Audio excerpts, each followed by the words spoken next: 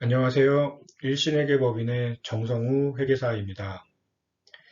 이번 시간은 산업기술혁신사업 연구개발비 사용기준 주요 개정사항 및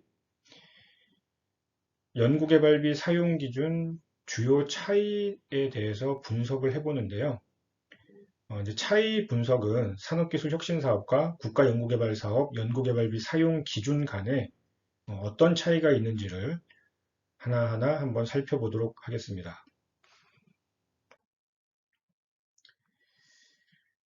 어, 우선 뭐 여러 가지 그 산업부 규정 내용과 그 혁신법 정산 규정 사이에 차이 내용이 좀 존재를 하고요.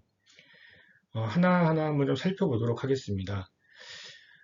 그런데 그 우선 산업부 규정의 경우에는 이제 22년도 11월 3일에 또 개정이 된 내용이 있어서 이 개정 사항과 함께 또 우리 혁신법상의 연구개발비 사용 기준과의 규정 차이 내용을 같이 한번 살펴보도록 하겠습니다.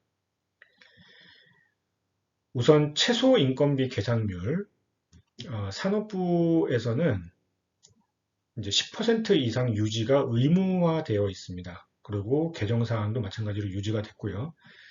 혁신법 연구개발비 사용 기준에서는 0%로 참여도 가능하지만 산업부에서는 10% 이상 유지를 해야 된다. 두 번째, 영리기업 소속 외부 인건비 지급 대상에 우리 혁신법 기준으로는 중소 중견 기업의 신규 인력은 가능하다. 하지만 산업부 규정에서는 영리기업 소속의 임직원은 외부 인건비 지급 대상으로 불가능합니다. 이런 차이가 있고요.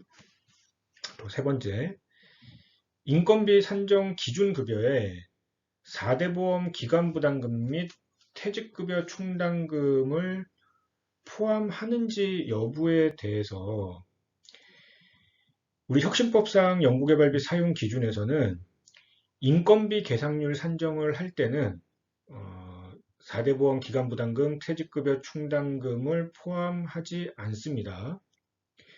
다만 산업부에서는 비영리 기간에 한해서만 인건비 계상률 구할 때 4대 보험 기간 부담금, 퇴직급여 충당금을 포함하지 않고 인건비 계상률을 구할 수가 있다. 이렇게 좀 차이가 있고요.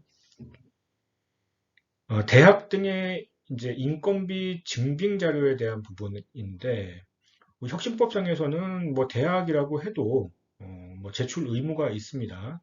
다만 산업부 규정에서는 급여 정보를 제출을 하는 경우에는 이제 면제가 된다. 뭐 이런 규정이 좀 차이가 있고요.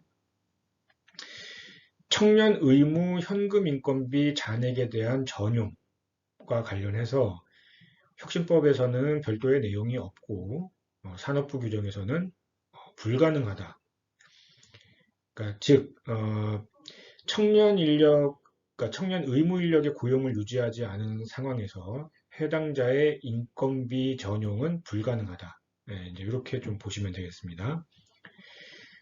또한 단일 품목으로 2천만 원 이상의 재료비인 경우에 우리 영리기업에 대한 얘기인데요.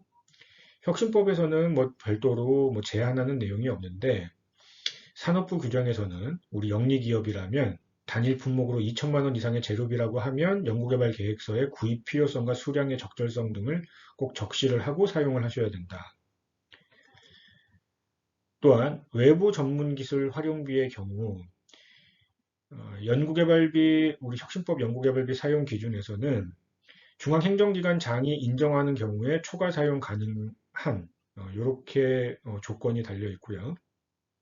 산업부 규정에서는 직접비 40% 범위 내에서 계상은 하는데 과제 특성을 고려해서 필요한 경우 초과 계상 가능하다. 이 정도로만 제한이 되어 있습니다. 자체 시험 분석료 관련해서 혁신법 연구개발비 사용 기준에서는 자체 시험 분석료에 대해서 인정되는 것이 꼭 비영리 기관만 한정을 하지는 않고요. 그냥 뭐 영리 기관도 인정이 될 수 있는 것처럼 문구는 나와 있습니다. 하지만 산업부 규정에서는 비영리 기관에 한해서만 자체 시험 분석료를 인정을 해주겠다. 이렇게 좀 차이가 있습니다. 영리기업의 연구실 운영비를 사용을 할 때는 반드시 계획서를 제출을 했어야 된다. 이런 규정이 있는데 혁신법 사용 기준에는 계획서 제출이 의무화되어 있고요. 기업의 경우에. 산업부 규정에서는 인건비 현금 인정 분야의 경우에는 계획서 제출 없이도 범용성 장비 구입이 허용이 된다. 이렇게 보시면 되겠습니다. 예, 다음 내용들 한번 좀 살펴보면요. 이제 연구수당에 대한 내용이 좀 많이 좀 차이가 나는 부분이 있습니다. 그러니까 혁신법에서는 별도의 내용이 없는데 산업부 규정에서는 이제 규정하고 있는 내용이 크게 5가지로 좀 구분이 되네요. 그중 첫 번째 연구수당 지급 시기가 종전 산업부 규정에서는 단계기간 종료 후 지급으로 제한이 돼 있었다가 이번에 산업부도 11월 3일에 22년도 11월 3일 개정되면서 단계 종료 후 지급이라는 요 제한 사항을 삭제를 했습니다. 그래서 연구수당 지급 시기는 혁신법 사용 기준과 마찬가지로 특별히 별 제한이 없는 상태다. 이렇게 보시면 되겠고요. 다만 그 밖에 이제 4가지 사항들은 계속 차이가 유지가 되고 있는데 연구수당 최소 지급 비율, 중소중견기업의 경우 협약 시 산정한 수정인건비의 10% 이상을 연구수당으로 산정해야 됩니다. 또한 개인별 인건비와 연동된 연구수당 한도도 지금 계속 제한 사항으로 두고 있는데요. 개인별 인건비의 70% 한도를 개인별 연구수당에 이제 제한 사항으로 두고 있습니다. 또한 평가 결과에 따른 감액을 할 수 있는 조항도 만들어 놨고요. 또 연차별 연구수당 증액을 하는 경우에 인건비 증액이 되는 경우에 따라서 해당 연도의 연구수당 증액 시 사전 승인을 받도록 해놨습니다. 그래서 인건비 증액에 따라서 연구수당 증액 시에는 사전 승인을 받으면 연구수당 증액이 가능하다. 혁신법에서는 뭐 특별한 내용은 없습니다. 그 외에 그 혁신법에서도 이제 나왔던 얘기인데요. 선자계자이체 불가. 그러니까 혁신법 사용 기준에서는 인건비에 대해서 선자계자이체가 불가능하다. 즉 급여 지급일 이전에 RCMS나 이런 걸 통해서 자계자이체를 받으면 안 된다.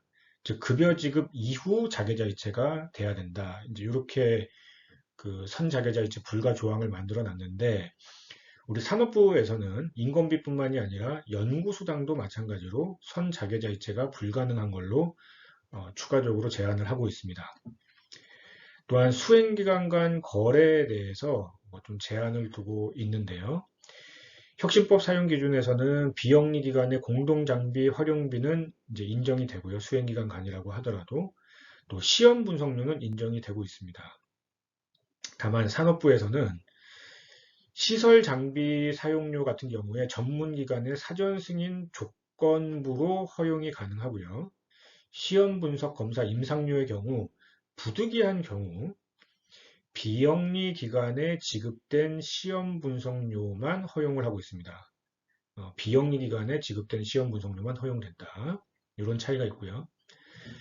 사전 승인 대상으로 종전에 이제 혁신법과 차이가 있었던 건데 이제 차이가 없어졌습니다. 산업부 규정이 개정이 되면서 3천만 원 이상 연구시설 장비를 변경하여 구입하거나 임차하는 경우에 산업부든 혁신법이든 다 사전 승인을 받아야 된다.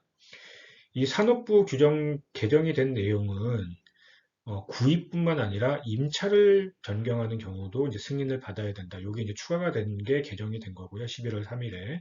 이렇게 됨으로써 혁신법과 이제 차이가 없어지는 그런 현상이 되었습니다. 그리고 그 산업부 이번에 이제 그 개정 내용 중에서 가장 좀 중요한 개정 사항인데요. 3천만 원 이상 장비에 이제 구입 잔액이 발생됐을 때 그 사용 용도를 제한하는 규정이 산업부 규정이 이제 새로 생겼습니다. 11월 3일 날. 어떤 내용인지 한번 보시죠. 장비 구입 후 발생한 잔액은 그러니까 3천만 원 이상 연구 장비 얘기하는 겁니다. 장비 구입 후 발생한 잔액은 연구시설 장비비 또는 연구 재료비 용도로만 사용해야 되며 최종 잔액은 반납해야 된다. 3천만 원 이상 장비였는데 사용을 해보니까 잔액이 남았다. 그렇다면 시설 장비비나 재료비로만 쓸 수 있고 나머지 활동비나 인건비로는 못 쓴다. 이런 내용으로 11월 3일에 이제 산업부 규정이 개정이 됐고요. 이제 혁신법 사용 기준에서는 이 내용이 없기 때문에 좀 추가로 산업부 규정과 차이나는 내용이 되겠습니다. 자, 여기까지 산업부 규정 이제 개정 사항과 혁신법 규정 내용과 이제 그런 차이 내용에 대해서 한번 살펴봤는데요. 산업부 과제 사업비 쓰시는 분들은 요 내용들 잘 숙지하셔가지고요. 혁신법 사용 기준과 좀 차이점도 파악하시고 산업부 규정의 개정 사항도 같이 한꺼번에 잘 확인하셔서 과제 관리하시기 바라겠습니다. 감사합니다.